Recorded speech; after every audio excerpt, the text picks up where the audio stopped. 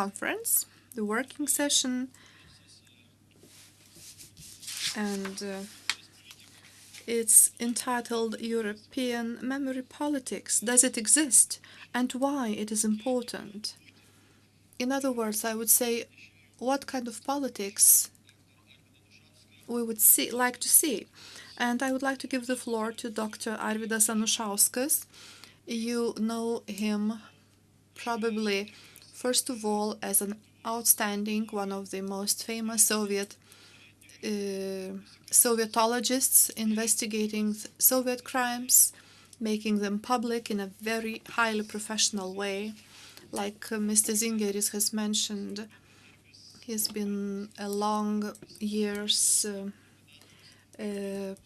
member of the International Commission, and we are greatly honored to have him here today in spite of his dense agenda. A member and a former committee of the Seimas Committee on National Security and Defense. And as Emanuelis is saying, people have shown trust in this politician, and he is going to continue with the work with the upcoming parliament as an MP. But no matter what kind of function he has in the new Seimas, it's very important that he sticks to the strong values that he has always cherished. His presentation is on state policy and interstate relations. Thank you. It seems I also have certain titles, and it takes time to mention all of them. Sometimes I think that it would be quite interesting to send a video presentation and observe it on the screen. Probably it's a very good idea, because with video conferencing tools, we would be able to attract more foreign politicians to participate in our events. Well, indeed, the name of this section, the title of the section, European Memory Politics and Why Is It Important, is urgent to my mind. And it is related to interstate aspects, I believe. If I start enumerating what countries have similar viewpoints on certain moments in history, we would have very bright examples on how the politics is made. For instance, in Belgrade, there is the remains of buildings bombarded by NATO aircrafts some time ago, probably illustrating that NATO was that aggressor. In Croatia, we find remains of towns destroyed by Serbs, pinpointing to the aggressor. In Bosnia-Herzegovina, similarly, there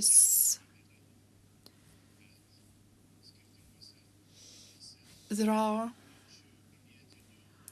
graves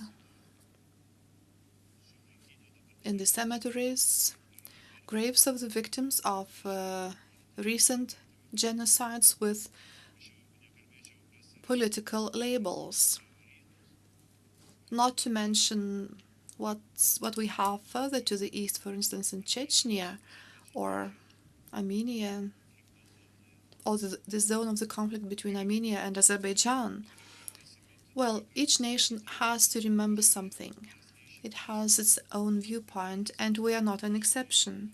Certainly, we have our own attitude towards the common history with Poland, Russia, Germany, and that attitude is very important for us as to how understandable it is in other countries. it's probably an important question again, because if we speak about common history, common remembrance politics, I am convinced that most European countries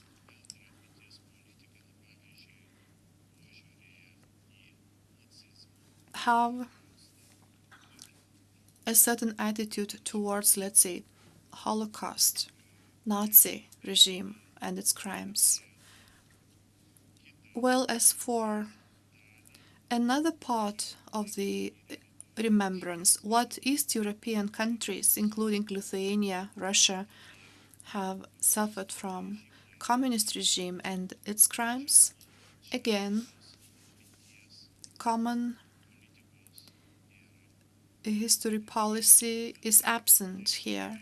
Certainly there are elements and aspirations to make something in this field, to commemorate things. However, so far I don't see the European common memory politics. This is why we should put more effort into this issue, because let's say Russia, when seeing that communist crimes are not treated the same way in various countries, try to make use of the situation and present their own evaluation of history. Well, I could tell you that the Russian president, the former president, I mean, is sending nice messages.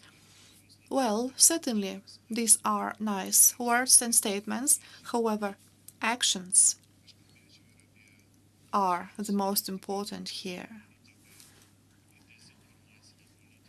And I would here see some aspect of disinformation. It is obvious that currently a lot of effort is made to deny communist crimes in the Baltic states, just like the very fact of occupation. Various organizations are established for this purpose. Magazines are issued, partners are found, and this is not done in Russia only. And this is done for Europe, for European citizens. Everything that has been published about Lithuania, including disinformation, has been issued not in the Russian language. It was done in Lithuanian, English, and it is a consistent politics. No matter what governments we have in Lithuania, the politics remains the same and the viewpoint remains the same. Why so? Well, I would explain this by the fact that we find the issue of compensation for the damage done by the Soviet regime quite important. About 3 years ago, we were discussing this issue here at the Seimas, and I would like to say that this is not a very simple issue, as many may think. For instance, we refuse our principal provisions and values and get cheap gas from Russia. For instance, we managed to regain independence back in 1990 because people trusted in their justice. They trusted their country, and they wanted to have a state with its entire history, including all elements, be it the tragic Nazi period or communist regime period. The first steps were extremely important. All the archives here in Lithuania were made available for researchers, and I believe that very important steps have been made in recent years when KGB documents have been made public, showing how the mechanism of the totalitarian regime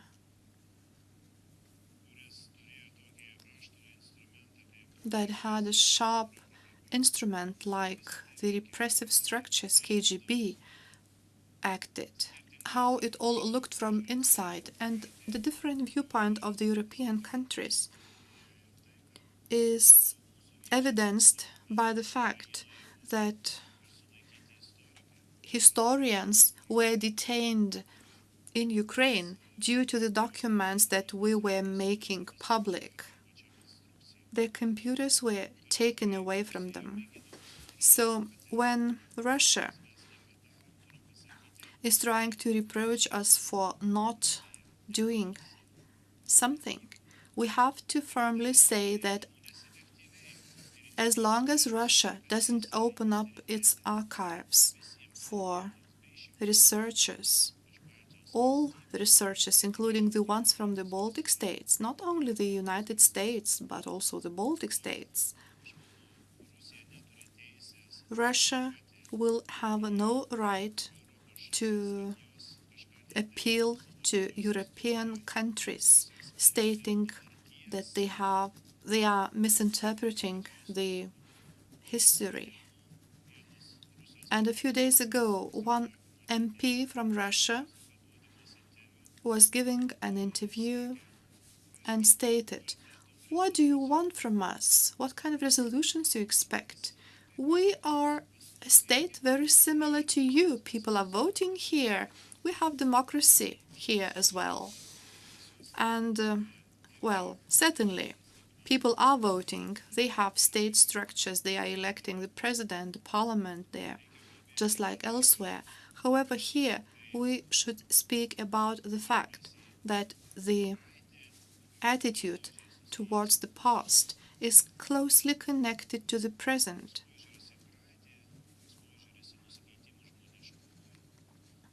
The attitude towards the crimes against humanity and those who were conducting these crimes, whether these criminals are defended, whether they are condemned due to objective or subjective circumstances. So what attitudes they have? It all illustrates what attitudes and viewpoints they have on their today's actions. For instance, events in Caucasus in the last 10 years, and covering old crimes usually lead to new ones. It is obvious. Speaking about the European memory politics, common memory politics,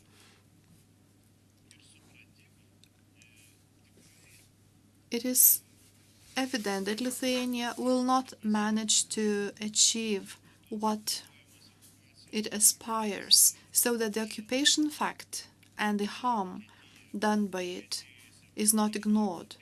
For instance, if we take Germany, who compensated the damage even 50 years later, what we seek is that the damage done to Lithuania is also compensated. Therefore, we consider that common understanding of history, entire history, not selective history, is extremely important.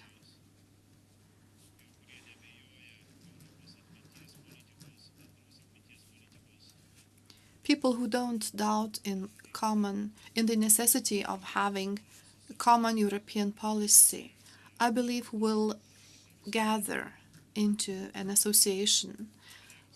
Historians, politicians, NGO representatives, and support state efforts directed to the investigation of the crimes conducted by totalitarian regimes.